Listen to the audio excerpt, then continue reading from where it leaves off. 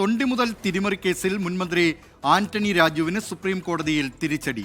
ശിക്ഷാവിധി മരവിപ്പിക്കണമെന്ന ആവശ്യം സുപ്രീം കോടതി തള്ളി. വിവരങ്ങളുമായി ഡൽഹിയിൽ നിന്ന് അച്യുതൻ ചേരുന്നു. അച്യുതൻ, എന്തൊക്കെയാണ് ഈ വാർത്തയുടെ വിശദാംശങ്ങൾ?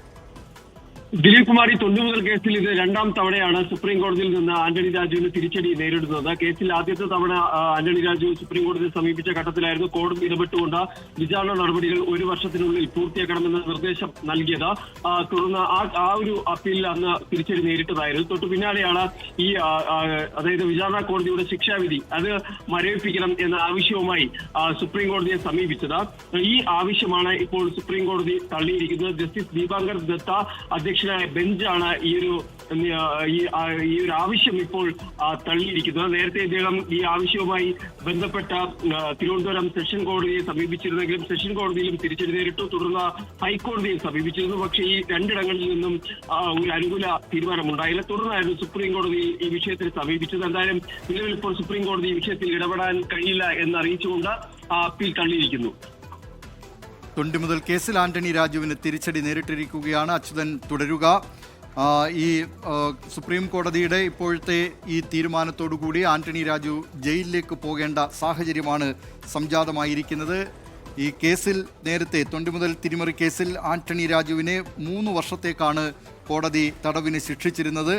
ഈ ശിക്ഷാ നടപടി മരവിപ്പിക്കണം എന്ന ആവശ്യമായിരുന്നു ആന്റണി രാജുവിൻ്റേത്. കേസിലെ 2ാം പ്രതിയാണ് ആന്റണി രാജു. 1ാം പ്രതി ജില്ലാ കോടതിയിലെ ക്ലർക്ക് KS ജോസാണ്. 3 വർഷം തടവ് അനുഭവിക്കണം എന്നതായിരുന്നു നേരത്തെ ശിക്ഷാവിധി ഉണ്ടായിരുന്നത്. അത് മരവിപ്പിക്കണമെന്നാവശ്യപ്പെട്ടുകൊണ്ട് അദ്ദേഹം ഹൈക്കോടതിയെ സമീപിച്ചിരുന്നു. ഹൈക്കോടതി ഈ ആവശ്യം തള്ളി. പിന്നീട് സുപ്രീം കോടതിയിലേക്ക് ആന്റണി രാജു പോവുകയാണ് ചെയ്തത്.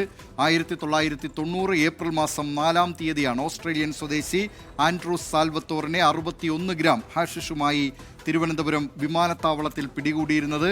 വലിയതുറ പോലീസാണ് ഇത് സംബന്ധിച്ച കേസ് രജിസ്റ്റർ ചെയ്തത്. ആൻഡ്രൂസ് സാൽവത്തോർ എന്ന ഓസ്ട്രേലിയൻ പൗരനെ തിരുവനന്തപുരം ജില്ലാ കോടതി 10 വർഷത്തെ തടവിനും 1 ലക്ഷം രൂപ പിഴയ്ക്കും വിധിച്ചിരുന്നു. പക്ഷേ 1992 അപ്പീൽ ഹൈക്കോടതിയിലെത്തി ഈ ആൻഡ്രൂസ് സാൽവത്തോറിനെ വെറുതെ വിട്ടു. അതിൻ്റെ പ്രധാനപ്പെട്ട കാരണം അവിടെ കോടതിയിൽ സൂക്ഷിച്ചിരുന്ന തൊണ്ടി മുതലായ അടിവസ്ത്രം എടുത്ത് അതിൽ തിരിമറി നടത്തി എന്നതായിരുന്നു. ആൻഡ്രൂസ് സാൽവത്തോറിന് പാകമല്ല ഈ അടിവസ്ത്രം, അതുകൊണ്ട് പോലീസിൻ്റെ വാദം തെറ്റാണ് എന്നായിരുന്നു ആന്റണി രാജു, അന്ന് അഭിഭാഷകനായിരുന്ന ആന്റണി രാജു വാദിച്ചിരുന്നത്.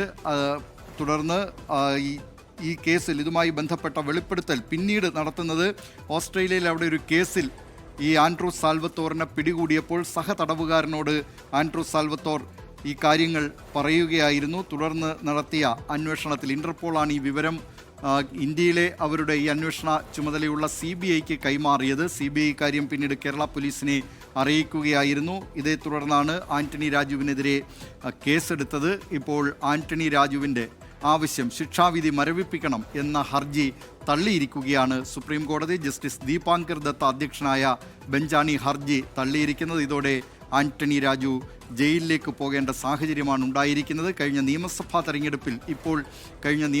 തെരഞ്ഞെടുപ്പിൽ ആന്റണി രാജുവിനെ കുറ്റവിമുക്തനാക്കിയേക്കും, അല്ലെങ്കിൽ ഈ ശിക്ഷാവിധി മരവിപ്പിച്ചേക്കും എന്ന പ്രതീക്ഷ ആന്റണി രാജുവിനുണ്ടായിരുന്നു. അവസാന നിമിഷം വരെ ആ പ്രതീക്ഷയുണ്ടായിരുന്നു.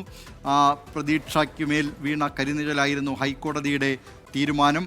2 വർഷം മുതൽ ശിക്ഷാവിധി ഉണ്ടെങ്കിൽ നിയമസഭാംഗം അയോഗ്യനാകും എന്ന നിയമമാണ് ആന്റണി രാജുവിന് തിരിച്ചടിയായത്.